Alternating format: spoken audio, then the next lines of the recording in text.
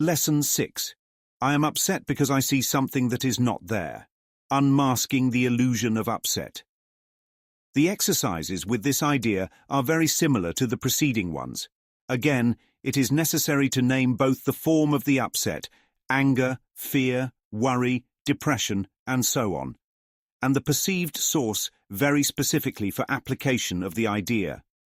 For example, I am angry at name because I see something that is not there.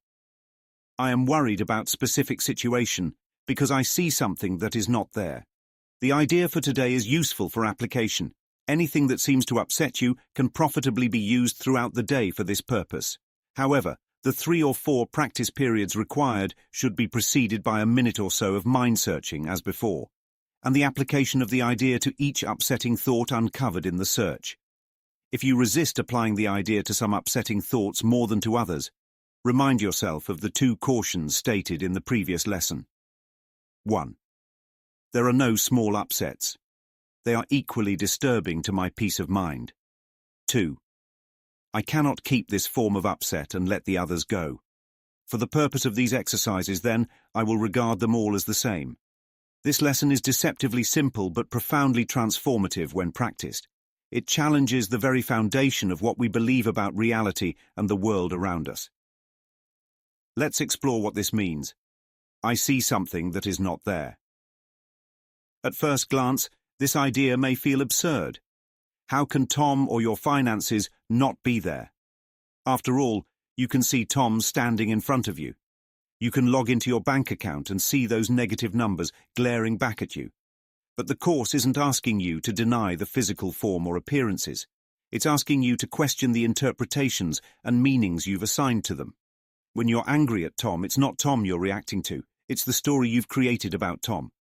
Maybe you think he betrayed you, insulted you, or failed to meet your expectations. These are all projections of your mind. They are not Tom. The upset isn't in Tom, it's in you. Similarly, when you're worried about finances, you're reacting to a mental construct. Numbers on a screen can't hurt you. Debt is an abstract idea, a concept the ego uses to stir up fear, guilt, and a sense of lack. You're upset because your mind has created a future scenario where something bad happens to you. That future isn't real. It's an illusion. Truth is beyond appearances. The Course reminds us that truth is not in the world of form. Tom, your finances, or any external situation are part of the illusion. The upset you feel arises because you are seeing a false reality, not the truth of what is. The truth is simple: love, peace, and oneness. These never change, never disappear, and never betray. When you're upset, it's because you've believed in something that isn't real. You've given power to a false idea and forgotten the unshakable truth of who you are. The practice.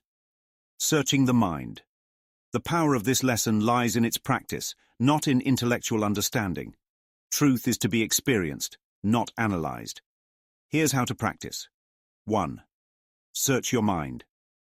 Take a moment to sit quietly and bring your awareness inward. Let your mind reveal any upsetting thoughts that are lingering, big or small. 2. Identify the upset name, both the emotion, anger, fear, worry, etc., and the perceived cause. Be specific. I am angry at my boss because I see something that is not there. I am worried about my health because I see something that is not there. 3. Apply the idea. Say the full statement. I am emotion at perceived source because I see something that is not there. 4. Repeat as needed. Don't resist applying the idea to certain upsets. Remember, there are no small upsets. Every disturbance to your peace is equally significant. The ego's resistance. The ego will resist this idea fiercely because it threatens its entire thought system. The ego wants you to believe the source of your upset is outside you, out there in the world. It wants you to remain a victim, powerless to change your experience. But this lesson flips the script. It shows you that the upset isn't in the world, it's in your mind.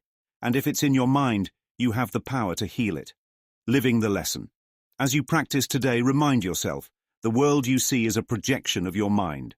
Upset arises from believing in something that isn't real. Love and peace are always present. They're just obscured by the ego's illusions. The more you practice, the more you'll experience a profound shift. You'll see that the things you once thought were upsetting you have no real power over you. You'll reclaim your peace, not by changing the world, but by changing your mind. And in that shift, you'll touch the truth. You were never upset at Tom, the finances, or anything else outside you. You were upset because you forgot who you really are. Closing reflection. I am upset because I see something that is not there is not just a practice, it's a gateway to freedom. Each time you apply it, you chip away at the ego's illusions. You begin to see the world not as a source of pain, but as a canvas for healing. So today, search your mind, name your upsets, and apply the idea. Don't analyze it too much. Just practice. Truth will reveal itself, not through thinking, but through experience.